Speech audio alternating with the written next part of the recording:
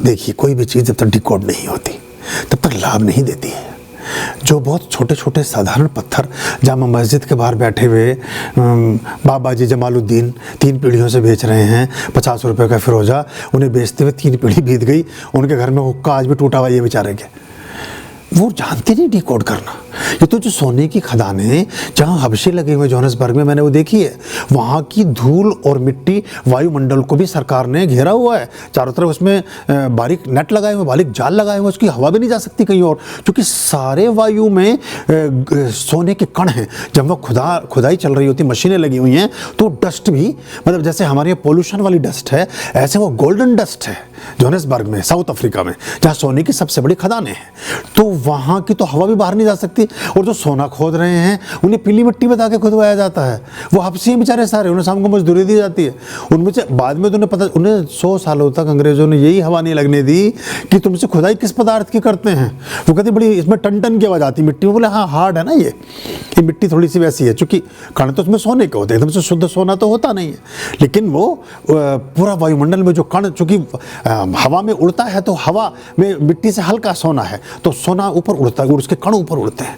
तो ये जो आप ये करते हैं, जो क्रिया करते हैं, उस क्रिया में आपको पता ही नहीं होता लोगों को, ये तो सारे ज्वेलर्स के हैं, सारे स्टोन भरे रखे हैं, वो दुनिया का सबसे बड़ा आदमी हो जाता, उसे डिकोडिंग नहीं आता है। ये काम गुरुओं का है एक्चुअली।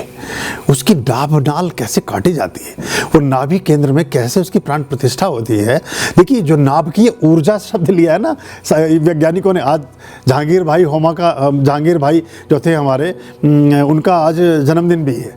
वो बहुत बड़े हमारे मिसाइल के और अंतरिक्ष जगत के वैज्ञानिक थे और बड़े धार्मिक आदमी भी थे। तो उनका आज जन्मदिवस था, तो वो उन्होंने नाभिकीय ऊर्जा की बात की कि जो नाभिकीय ऊर्जा है वो बिल्कुल ऐसे काम करती है जैसे मानवीय जीवन की नाभि, इसलिए उसका नाम भी नाभि से जोड़ा गया, और वो नाभि हमारी स्पंदित होती है। तो ये नाभि, एक नाभि तो ये हुई, एक नाभि वो है जो क्षीर सागर में लेटे हुए भगवान विष्णु के नाभि कमल, जिसमें ब्रह्मा विष्णु और उसके दर्शन आप करते हैं, ब्रह्मा जी विद्यमान है।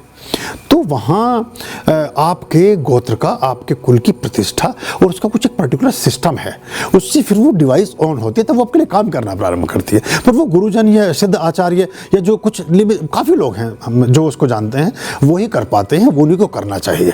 आप शुद्धता के स्वरूप में ऐसे करके अपने घर में कुछ चीज़ें रख लेते हो, लेकिन कोशिश करना चाहिए कि जब कभी प्राण प्रतिष्ठा की ऐसी वर्कशॉप हो तो उसमें अपने उन विग्रहों को अपने साथ ले आएँ, या घर पर ही उसकी विधि सीख कर, जैसे पिछले दिनों हमने बताया था, हनुमान जी के लिए बताया था, और भी एक दो गणेश जी के लिए बताया था कैसे उनको प्रतिष्ठित करें, वैसे आप कर सकते हैं। नई प्रतिमा को जो पहले से प्रतिष्ठित है उसे नहीं करने की जरूरत है। मतलब एक आदमी जिंदा ही है, जबरदस्ती उसको आप अगर CRP तो PSC क्या बोलते हैं, वो जैसे वो बेचारे को उठा तो दमे धसका जो था सांस का, उसके हार्ट दबा दिया, अगर छोड़ो मुझे दिक्कत कुछ और है, तो ऐसा भी हो जाता है कभी कभी।